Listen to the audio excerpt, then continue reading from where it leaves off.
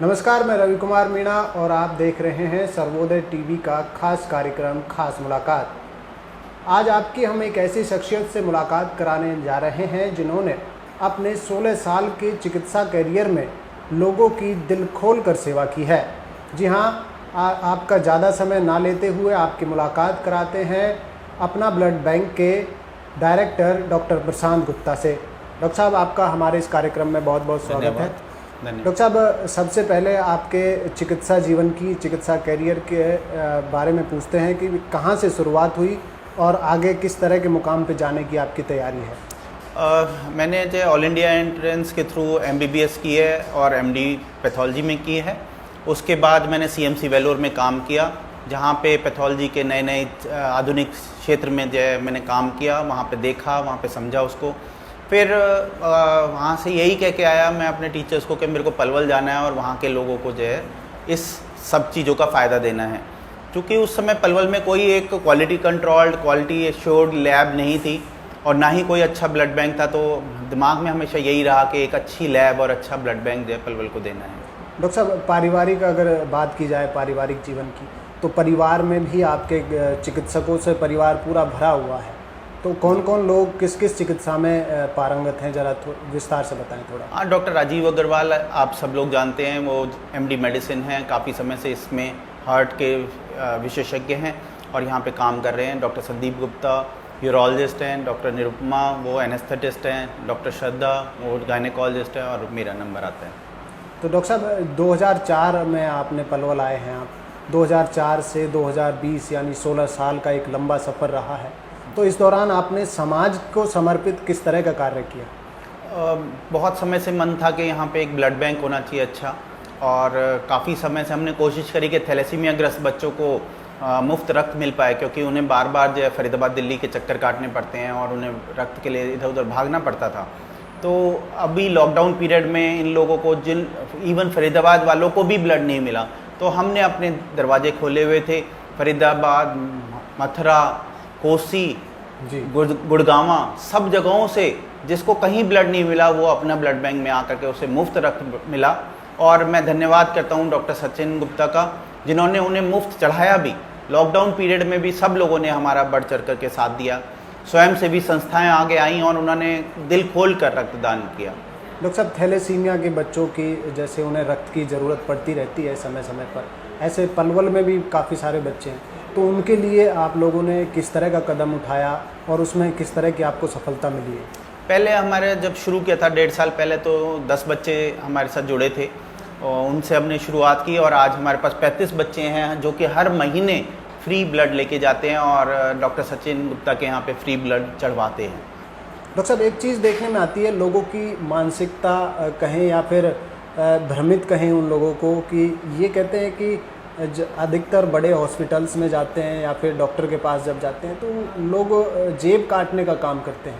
तो इस तरह की जो मानसिकता है वो कहाँ तक ठीक है और क्या आप ज़रा बताएं।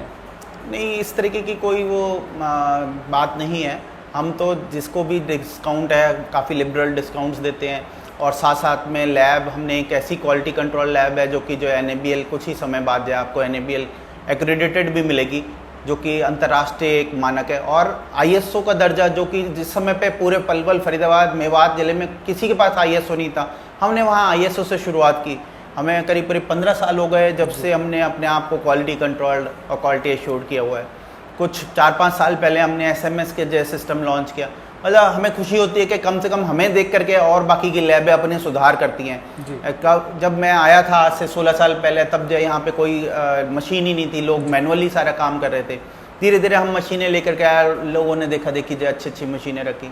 तो मेरा मानना यह है कि जब हम कुछ काम करते हैं तो लोग देख करके प्रेरित होते हैं और उसके साथ साथ में और अच्छा काम करते हैं। तो लोगों को बेहतर सुविधाएँ जो मिल पाती हैं, मार्केट में इतना कंपटीशन है कि जो है धीरे धीरे अच्छी सुविधाएं लोगों को मिले कम रेट में, वही एक हमारा लक्ष्य है। डॉक्टर साहब, जैसा कि आपने लैब भी चलाई हुई है, हॉस्पिटल भी है, अपना ब्लड बैंक भी है, आप इस तरह की सेवाएं दे रहे हैं, आपको अंतर्राष्ट्रीय स्तर पर भी और राष्ट्रीय स्तर पर भी पुरस्कृत किया गया है। तो ऐसी क्या खास बात रही कि आपको ही पुरस्कृत किया गया, अंतर्राष्ट्रीय स्तर पर आपने ख्याति प्राप्त की? ऐसा क्या आप प्रोवाइड करवाते? तो आप बताओगे कि क्या ऐसा क्या खास रहा? क्योंकि ये मैं कैसे बताऊंगा कि किसी ने क्यों सेलेक्ट किया है। नहीं, सेवाएं आपकी कैसी रही, कोई प्रामाणिकता की बात रही या फिर कोई और विशेष चीज़ आप लोगों ने परोसी है जनता को? नहीं, हमने जो निस्वार्थ भाव से जो सेवा की है, देखो हर एक चीज़ में कॉमर्शियल एंगल हमेशा रहता ही है, लेकिन जो कॉमर्शियल है वो अलग है और जो सेवा है वो अलग है, उसको हमने कभी भी जोड़ा नहीं है, इकट्ठा नहीं किया। तो थैलेसीमिया ग्रस्त बच्चे हैं वो अपना जो ब्लड लेके जाते हैं, अपना चढ़वाते हैं, उनके साथ हमारा कोई कॉमर्शियल एंगल नहीं है। और साथ ही जब जो हम कैंप्स लगाते हैं उसमें कैंप्स में जो फ्री जो ब्लड वगैरह देते हैं या फिर जो टेस्ट करते हैं फ्री। देखा जाता है फील्ड में बहुत एक्टिव रहते हैं, तो लोगों को मोटिवेट करना, रक्तदान के लिए उनको मोटिवेट करना, तो ऐसे में आपको दिक्कतें नहीं आती? कहीं आती हैं, कई बार रिस्पॉन्स बड़ा पुअर रहता है तो उसको देख करके बड़ा कई बार अच्छा नहीं लगता, लेकिन अब आदत सी हो गई है। अब ये लगता है कि हाँ ठीक है, हमारा काम बताना है। 10 लोगों को अगर हमने ब्लड डोनेशन के बारे में बताया तो अच्छा है। अब आप ये देखो ना कि हमारे इतना जागरूक करने से 5 साल से हम लोग लगे हुए हैं, जागरूक कर रहे हैं लोगों को, तो इस समय पे करीब 8-10 हज़ार लोग जो ब्लड डोनेट कर देते हैं, 2-3 ब्लड बैंक सबको मिला करके जी। तो लोग मोटिवेट तो हो रहे हैं। अभी कहीं पे भी जाते हैं तो कम होता है, लेकिन कोरोना की वजह से काफ़ी डाउनफॉल आया है ब्लड डोनेशन कैंप्स में। धीरे धीरे सब ठीक होगा। डॉक्टर साहब, दर्शक आपको देख रहे हैं, तो ऐसे में कोई सार्थक मैसेज, कोई सार्थक संदेश आप देना चाहेंगे?